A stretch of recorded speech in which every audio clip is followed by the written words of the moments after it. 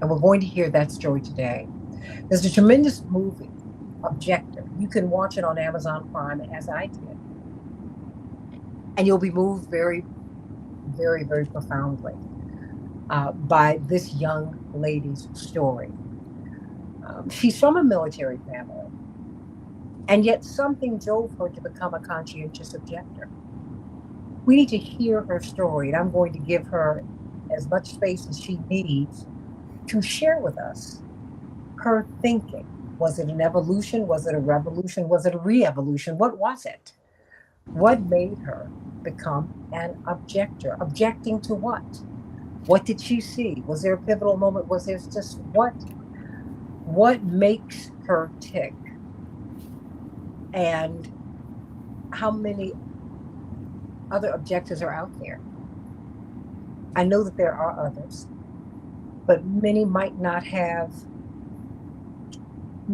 feel strong enough to come forward. So we'll see. But we have to salute this young woman's courage and the strength of her conscience and her heightened consciousness. And so we welcome to the show. She's now part of the family. I told her she has to be my niece now that she's on these shores, because as someone who's old enough to be her mom, that's what I have to be.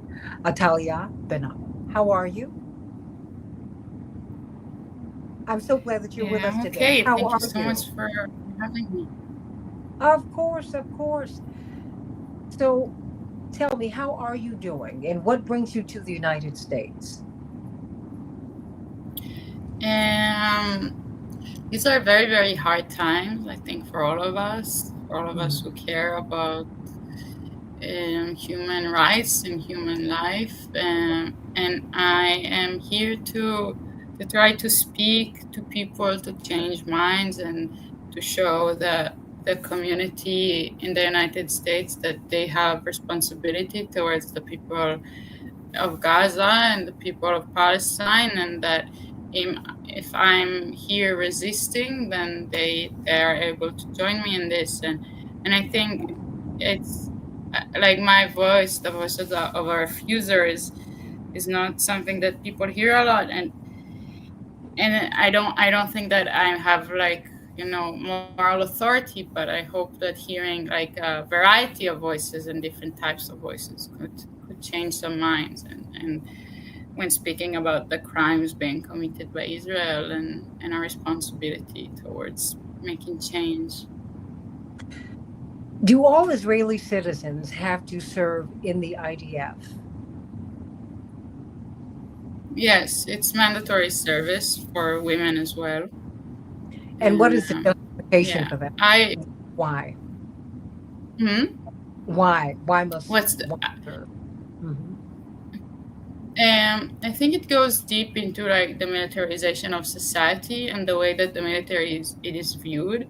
Like when I was a kid, I would hear a lot the phrase "tzava bone am bone tzava," which means people build the military and the military builds the people. It's this notion that it is really the same, that the people are the military and are all responsible and painfully responsible for the state and for for the militarization in it. It's really everywhere, and it's a part of everyone. And like my family is not unique in that it's a military family, because every family is like that. Okay, so then if that's not unique, describe what, when you say that you're from a military family, what does that mean? I think it means that both my parents served in the military. It means that my uncles served in the military, some higher ranks than other. It means that all of my cousins are in the military. It means that the two of my sisters were in the military. It's that. Everybody's in the military. Yeah. So are you conscripted? Do you join, or do you get a letter?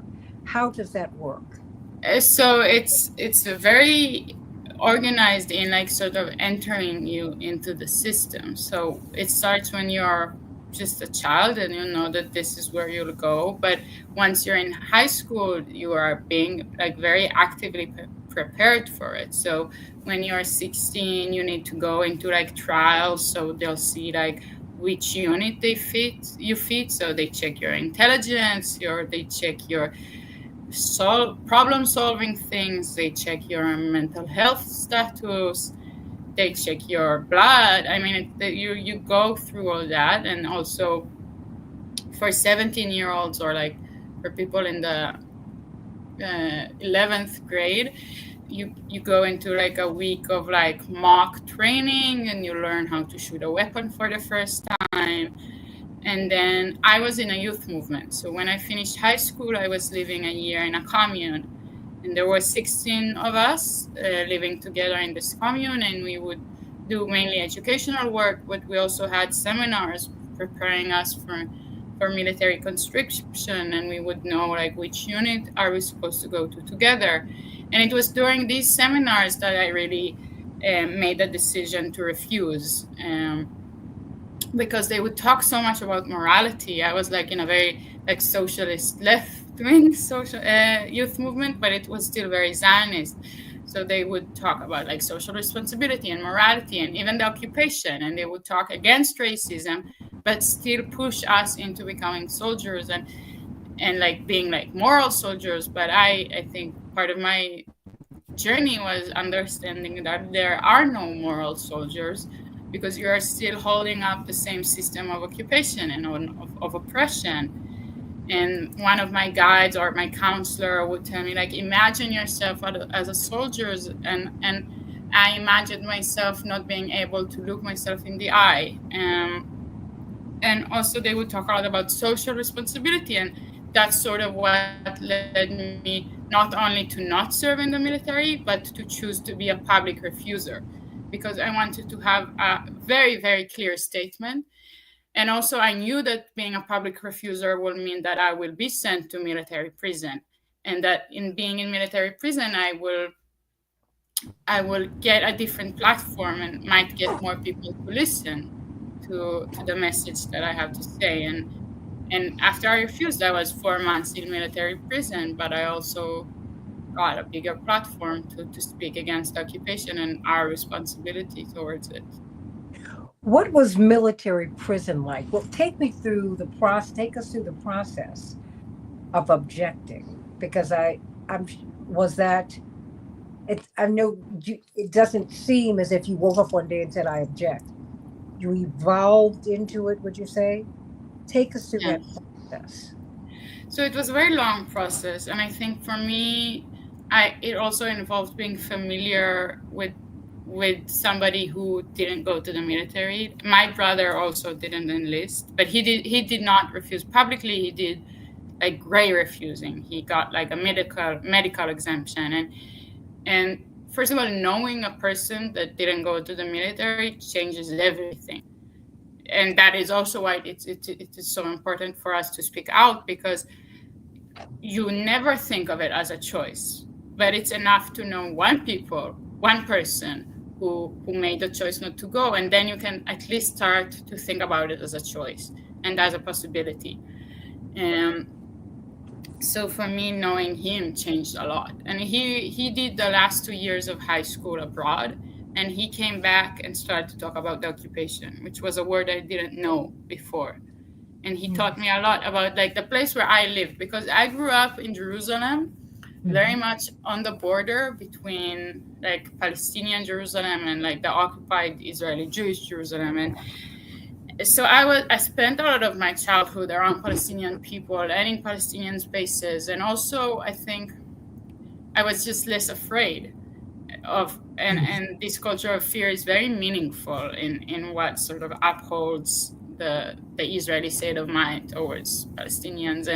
But my mother, I think, was very good with like not teaching us to fear and allowing us to sort of just like explore the space we live in, which a lot of people don't. But also growing up there, I saw how the military oppression grew. I saw soldiers racially profiling people and stopping them on the street and searching them. I saw like Damascus Gate, that used to be a big market, turn into a quiet, empty place where there are military guards everywhere. And I was scared of the soldiers, which I also think was sort of like a unique experience as a child. I mean, for a Palestinian child, that would be very normal. They grow up afraid of soldiers, and that makes a lot of sense. And I think for me, it was like I was placed differently. So I think it was all of that together that sort of affected me. And also when I had to make the decision myself, I already knew of other people who refused publicly. And that was also very meaningful, because a year before me, Tayel Kaminer refused. And she was public with her refuser. She wrote a blog while in prison. And she was a part of a group and an organization and a network, I would say. And so when I didn't know what to do, I sent a Facebook message to this group called Mesarvot, which is the like female act of refusing, because every word in Hebrew is gendered. And I became a part of this group.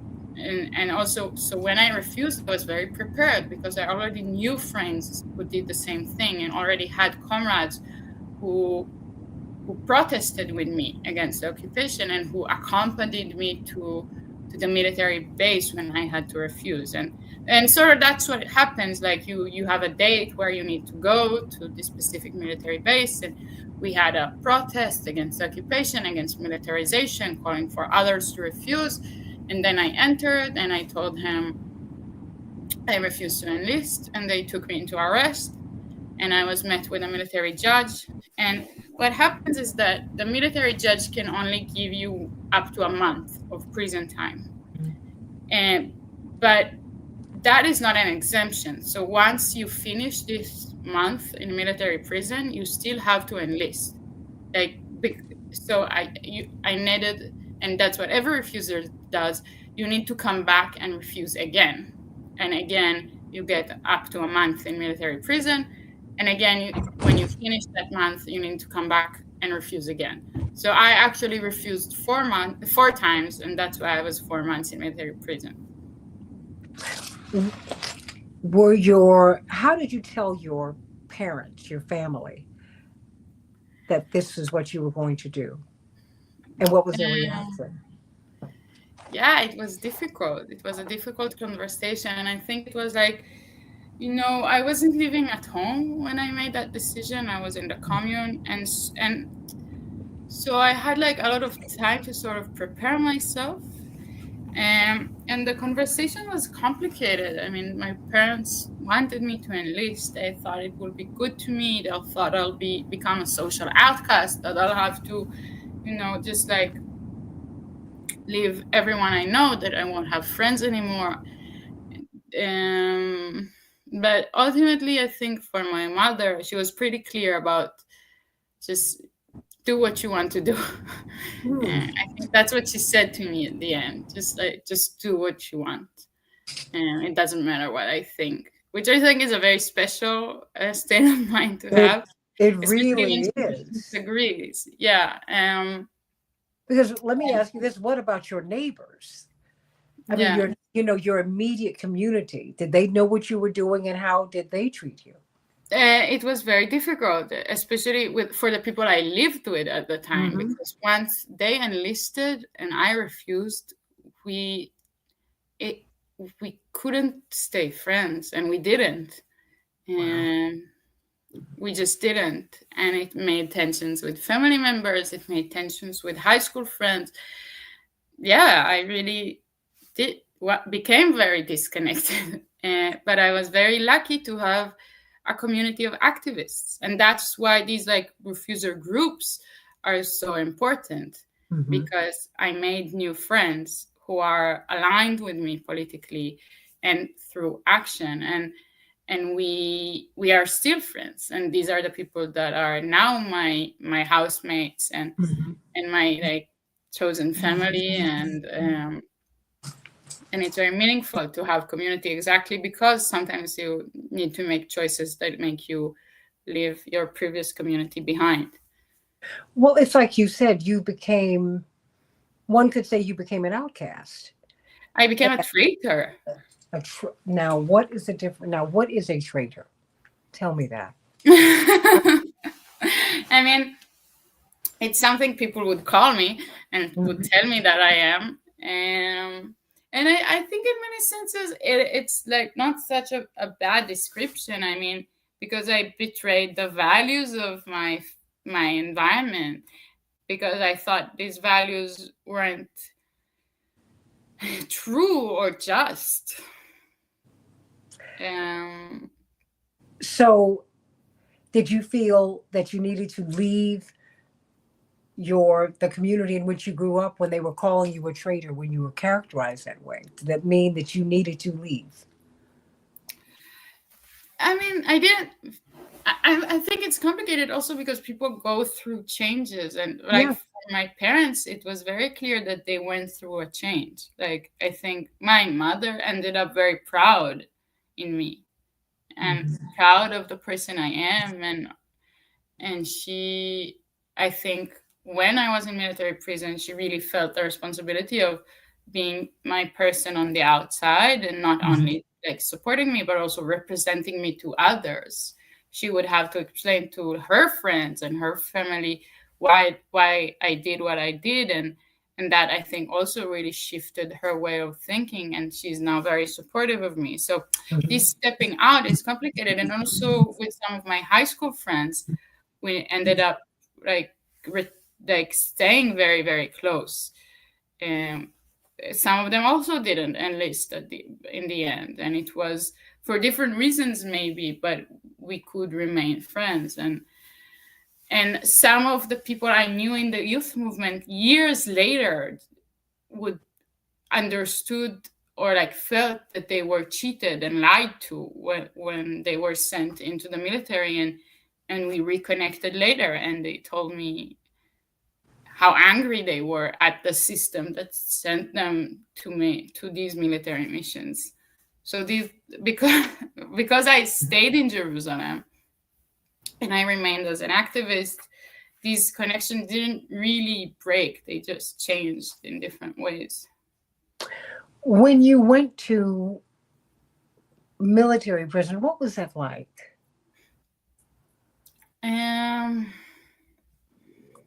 It's a weird space because it's very much a prison. I was in a cell with 10 other girls, and like we would spend most of our days in the cell. I would also do like prison work. I worked a lot in the kitchen, like washing dishes and things like that. But also it's a military prison. So it's like, everyone is your age, like the guards are your age. The high officers are also like around your age. So it's like very weird. And also I think, and it's also very much a mirror of Israeli society, where there is a lot of stratification and racism in general. So, for example, for Ethiopian Jews, they're a small portion of society, but they were like overly represented inside the military prison. So you would see the Black Israelis, more of them, like in the United States, which is what we see. So how did that make you feel? It was very, I don't know, I was young and everything was, I'm still young, but I was younger. Because I'm asking you these questions because you're on a journey, and I'm your elder. So are you 25, 26? 27, yes. I've been that a long time ago. And who I was at 16, I was not at 18. I was not at 19, 20, 21, 25. You make a change and you just continue to evolve. You will see yourself turning another corner at 30. And should God continue to give you time, you will continue to evolve. And so it's very interesting to me, and I think for all of us here, to hear how you've been evolving, because you're in your 20s. That is such a dynamic period for young people. Typically, if you're if you're privileged, you're in college. But certainly, no matter what, you are really becoming free. You're leaving your childhood behind and moving into your adulthood. You're beginning to move away from your parents, maybe, or certainly you're grappling with it.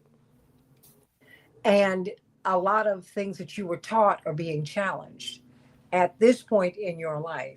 So that's why it's very interesting to me. I'm asking you all of these probing questions, and maybe you'll walk away from this thinking about something else because you're at that age, and that's why I ask you. Because peer pressure is very powerful, and I'm wondering, since the guards were in your age group, how did they treat you? And did they understand you? Yeah, no, Did it they was. make you feel unwelcome? Did they make you feel like a traitor? Or did you find any like Mandela did when he was in prison? His guards developed a grudging respect for him. And then as time went on, they developed a love for him because they appreciated his courage. Yeah, wow, that's a very powerful question. Yeah, I think it's interesting because politically everyone was like very much disagreeing with me. Hmm. And because yeah, I mean, there's a lot of racism towards Palestinian people, and they were not the people in military prison. So it was just um, a lot of people thought I was crazy, but also I think because of like the honesty of the action of refusal, people were also like, I think, appreciated the just like the honesty and like the sort of going all the way of it. I'm just like, yeah, this is what I believe in, this is what I do. I don't care about the consequences. It's something that I think moved a lot of the people I met. And and I think they experienced me as like very gentle. Like Hmm. they would talk to me as if I'm like a very, very gentle person, which is something that I've never very much felt about myself. I guess it's just like a very, like a sort of different dynamic and environment. And I had yeah, I think my relationships with them sometimes were like very difficult because I remember fighting with them also with the guards mainly. I never fought with my like cellmates, Sure. but I would fight with the guards. um Did you feel safe when you fought with the guards? I think I'm that type of person, that I always have to speak my mind. But I think it's something that like my cellmates sort of appreciated, that I would be like this person that always has to speak their mind. And yeah, but and Ben is also someone they view as gentle. And my most meaningful relationships were with the people that I was imprisoned with. Um, yeah, You keep referring to the racism yes, that it's a you very saw. racist society. Yes, please explain. Um, I think it And I ask you that, understanding that in the West, it's a the West is very racist. yes, And the darker you are, the harder you have it. I yes, mean, and that's the way it is. I'm not saying it's right, it's not. But understanding that, that's why I ask you that in that context, not in a not in a judgmental way. But it's amazing how in life when you start from a place of privilege and then you go into a place when you lose your privilege. It's like Moses. He was born into, under a death warrant. Then he was brought into the house of the king, the favorite son. Excuse me, and then he gave it all up. mm, And so he saw life from a lot of different stations, and it seems that you've seen life from a lot of different stations. Mm. And so that's why I ask you, because you keep bringing up the racism, and you said no, it's a very racist place, and it's not an indictment of Israel as much of as it. Well, it is, but it is an indictment of the West, of Western thinking, right? Because that's the United States, and it's my home. Oh, there it is. Yes. So help me to understand. Did you interact with any of the Ethiopian prisoners? Yes. And what did you learn anything from them? A lot. I think Like, it was also, I think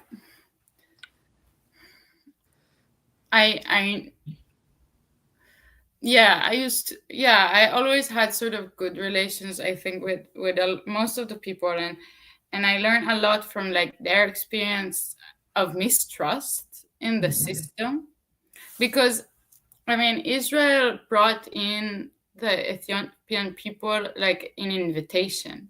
As Jewish people, they were promised that they would get a very warm welcome, but they were not. And mhm. they were sort of pushed into poverty. Um, and Into subservience, right? Would you say? yes, and you have, and it didn't only happen with the Ethiopian people, it also happened with the Mizrahi people who came from like Mhm, the North African countries, mhm, who you really have these, like, now you can find like texts from the 50s and the 60s where teachers in schools really explain how they sort of pushed the Mizrahi children into different roles in society, and how the education system was built in such a way that they would be pushed to like blue collar jobs, and not have, and like their teachers like didn't think that they could be, university students, or things like that. um and it also like comes through in policing, and the way that police violence is being uh, inflicted on them. So what I learned from them was like the power of that mistrust in the system, and that is something that we connected around also, because they didn't agree with my actions, because the dehumanization of Palestinians mhm, is so harsh, and many times in systems of oppression, then sort of the person below you in the system is someone that you might also push down on. mhm. So they would also, dehumanize our people and say like, oh, if I could push a button and kill all of them, I would. And people said those types of things to me. And but even though that was what they were thinking, and we had a lot of conversations about that, they always told me like, yeah, like, you go for like fighting the system, and for like going against the system, and for like showing them that you won't surrender. So it was interesting Mm. and empowering also, and it but complicated. Well, did that, did the lessons that you learned from the Ethiopians, did that help shape your views of Palestinians or the understanding of the Palestinian condition? um, I think it's a very different condition, because for the Palestinians, especially those who don't have an Israeli citizenship, for the Palestinians like in the West Bank, their lives are so difficult, and the poverty they are pushed into is very deep, and the level of, they are so vulnerable to like the violence of settlers and the military and the police, and so it's way deeper, like the lack of freedom of movement, of like connection to water, to food, to shelter. It's like really like the most exposed and like sort of lawless sort of area, and it's very different. And I think that is why also, because it's so different, there isn't much solidarity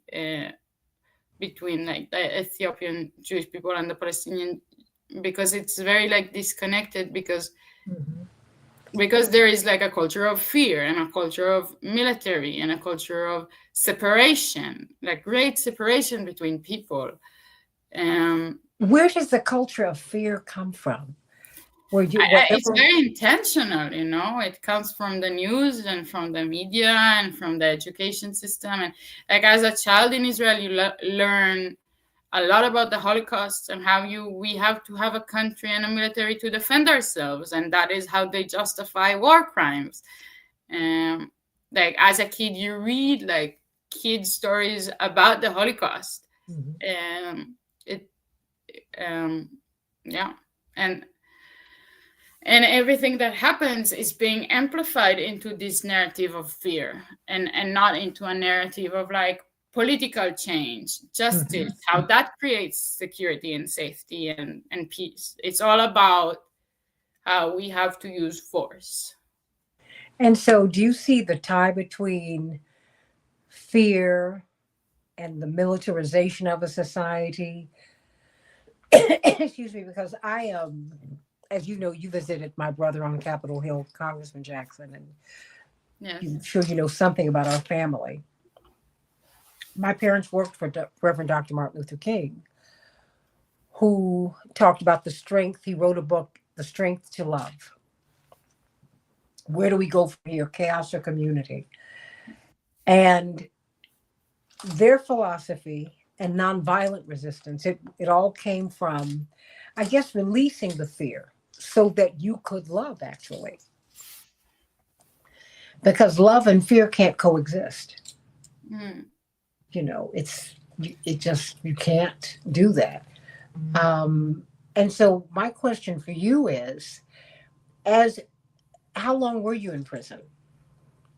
4 months.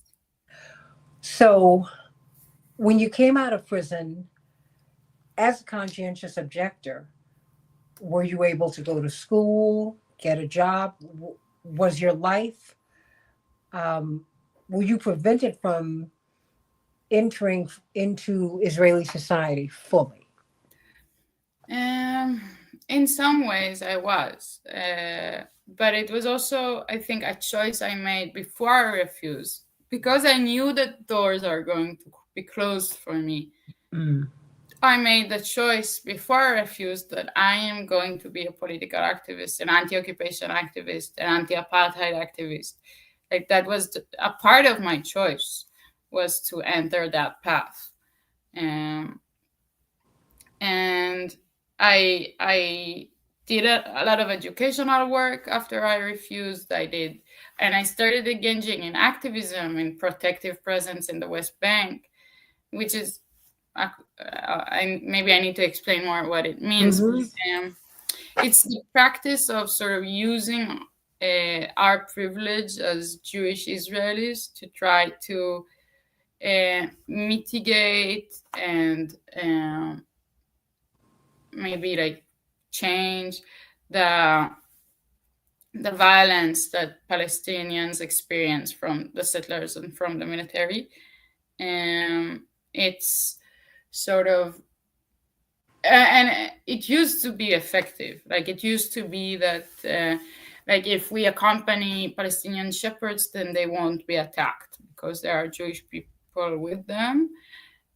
Or that the military acts differently. We are allowed to film and document if something does happen.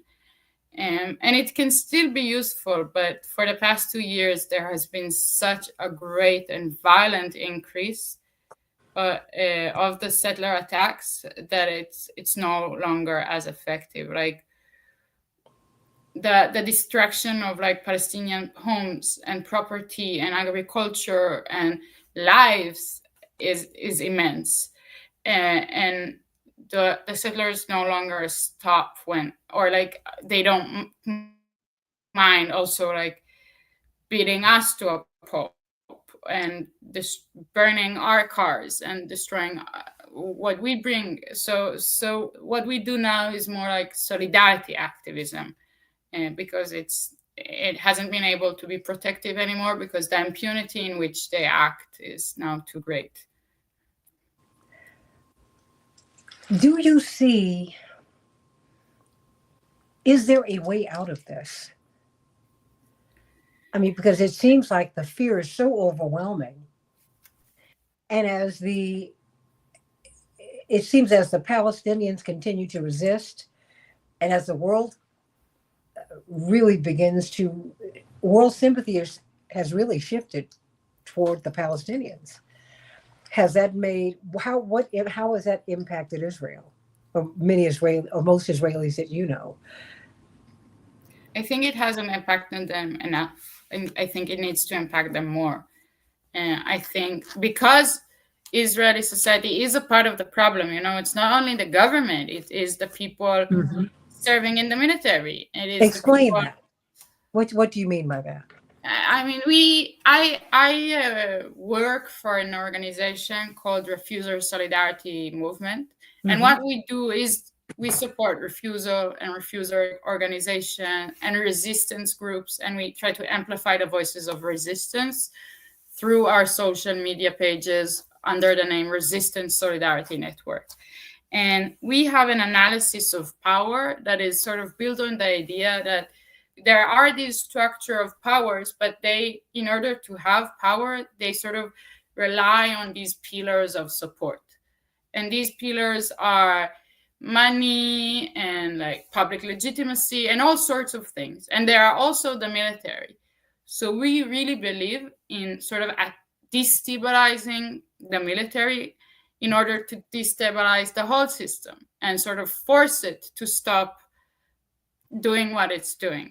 And through sort of supporting refusal and encouraging refusal, we are both able to destabilize the power of the system and also able to sort of make it so people who are committing these war crimes won't commit them or won't be compliant in committing them, even if they don't think they are. And we have been, I think, currently in this specific moment, refusal is entering the mainstream in Israel. Really? You can hear, yes, even these like big demonstrations that it seems that are only for the hostages are now supporting refusal, and because we're in such a distressed moment that this like language that we've been encouraging is managing to enter the mainstream. And so there are groups that are talking, I think, in a language that for me would be, I won't be able to use that language because for me, I'm moved by like solidarity with Palestinians and recognition of the Nakba. But I am working together with people who are able to speak into the mainstream and call on the public to refuse. And people who served in Gaza are saying, I won't occupy Gaza. I didn't enlist in order to occupy Gaza. So this is an important movement in sort of trying to change. And even though it's not perfect politically, it could be very effective in stopping what is happening right now. How do you think it could be effective? How? In the sense that without soldiers, these things can't happen. Like an occupation of Gaza cannot happen without soldiers. So we need to get people to not serve. As people come back from service, how are people? Oh no, that's quite all right. How are people impacted? There's something called moral injury. Don't worry about it, Atalya. Do you begin to do people feel morally injured? Wow, that's a very interesting question. I feel like I think one of the things that refusing gave me is that I never had to face that. I could be very, very morally honest with myself and with my action. But I think people who didn't make that choice do feel that way. Because it sort of injures your whole system of belief. Mm-hmm. And and what I see everywhere is a cognitive dissonance. It's like something in your brain has to like to sort of, you start to have like a thought process and you have to stop it and like jump above certain ideas, because there are things that a person just cannot justify. And so there is a cognitive dissonance with a lot of people. Hmm. Has that cognitive dissonance, is that now just part of the Israeli society, do you think? Yes, I do. Mm. I do, because I mean, how can you justify war crimes? You have to willfully be ignorant. Do they think that they're war crimes? Do I think some people do. I think some people you would consider like Zionists still can recognize that war crimes are happening. Like I think for me, becoming an anti-Zionist was a lot because I didn't want to have any sort of cognitive dissonance, and I wanted to just be able to reject things and like see an existence beyond them and see other visions of what our future can look like and what solutions are possible. But I see people who recognize that Israel is committing war crimes and are sort of trying to make things make sense and like sort of re-explain and redefine things that they thought to be true, and it doesn't work. as you continue, I mean, as you closed out your time in prison and as you began to build your life away with, I guess, as you said, with this new family that you had to form. And that's not very unusual, Atalia, because I think that when you undergo these life changing experiences, and particularly as outliers, because in Dr. King's moment, he was quite in the minority. Throughout my father's life, he's been quite in the minority. So you end up with your supporters, and you, particularly those who are close in, they become your family. Um, while you're outliers, so you don't feel so alone, and it really is okay. But my question is for you at your age, though. Then this is they were your age. Um, where do you go from here? Do you stay in Israel? Do you want to stay there? Do you want to live in other places? What do you want to stay there? Do you want to move? Yeah, that's a very good question, and it's a question that my community is struggling with a lot. I think for me, it comes to, am I useful where I am?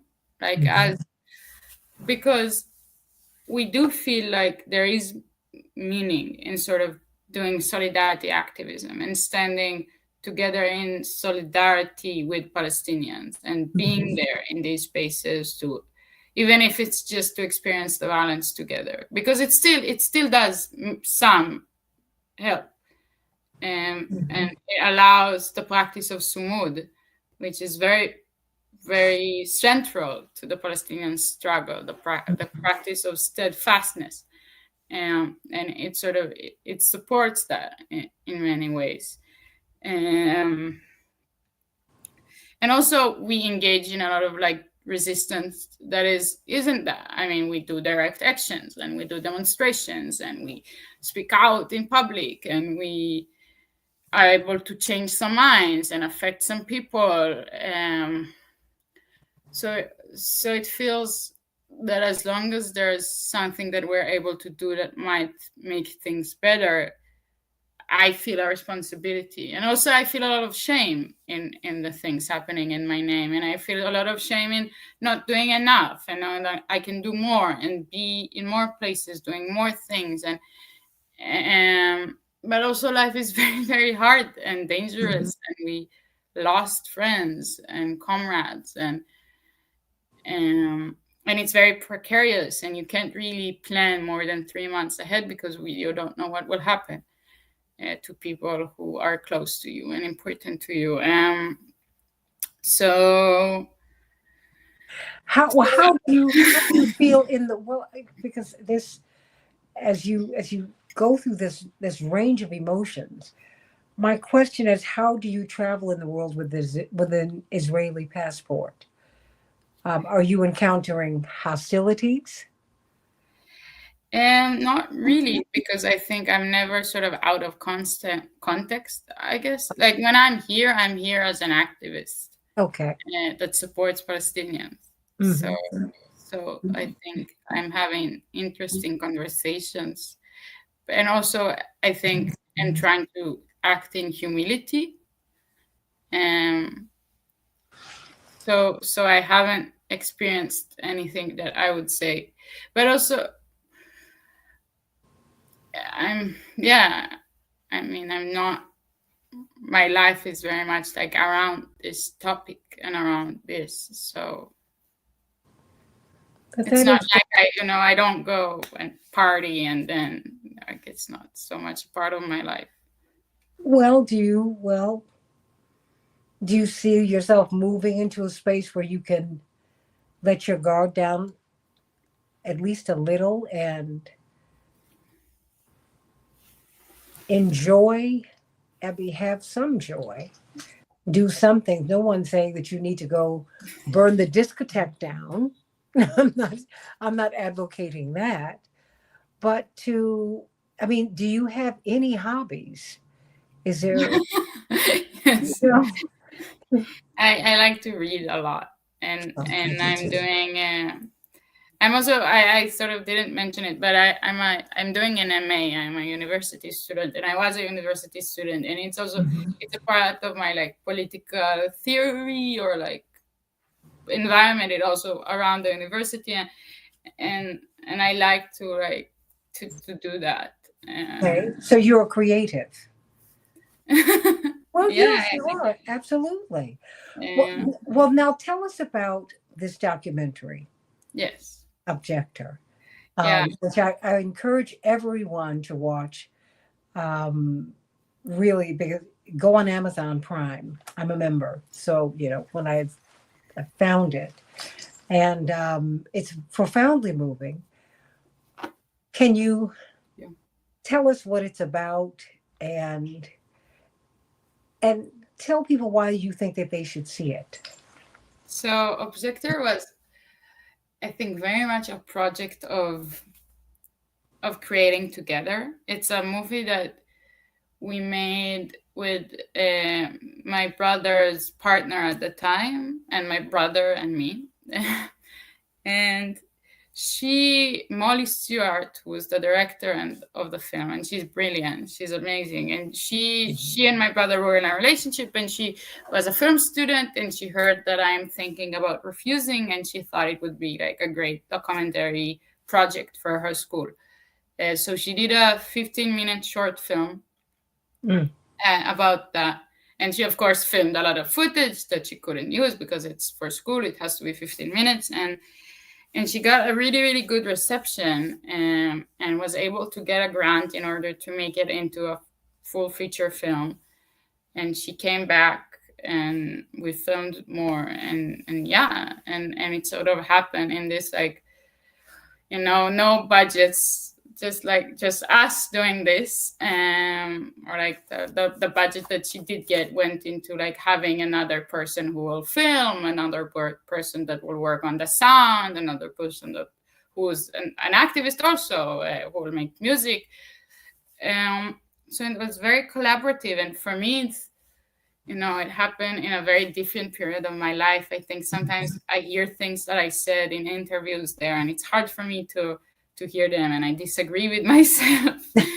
Eh, but also, I think that something that Molly managed to do is sort of tell a very emotional story about family and I think something that people tell me after they see it is especially about my mother, that like seeing her process was very, very moving, Mhm. because you get to see her move from being like unsupportive to and like thinking that this is the wrong decision into being supportive, joining us. And she even came to a demonstration with us, and she still comes to demonstrations with me. And I think seeing her go through that is very moving. And it's, I think it's Was your mother frightened for you? I think she was, yes. Because daughters and fathers, and mothers and daughters have different relationships. And I don't need to tell you that, but mothers, I think, because they've had to navigate the world as women, Yes. are more fearful for their daughters. And so, but you've got to be tremendously proud of you now, and maybe you've helped to encourage her in many, many ways. Do you plan to write a book about this? Me? Yes, you. Yes. I don't know. I guess we'll need to see what will happen. I still don't know how it will end. No one said it had to end. You keep going. Because I mean, the journey that you've been on in and of itself is so fascinating. Thank you. And the name of the documentary is, Bernadette wants to know because she wants to tell people about it, Objector, right? And so, and the thing is, people want to encourage you because what you're doing is encouraging people. There is no monolithic group on earth. And we all approach life, Atalya, from what we've seen, and so now I hope that you will be encouraged. Thank you. And know that there's a lot of love for you in this world. There is. There's a lot of pain that for all of us as we watch what's happening to Palestine, as we watch what's happening in Israel, but we know that there are a lot of possibilities. And as a Christian, I can tell you that God can do anything but fail.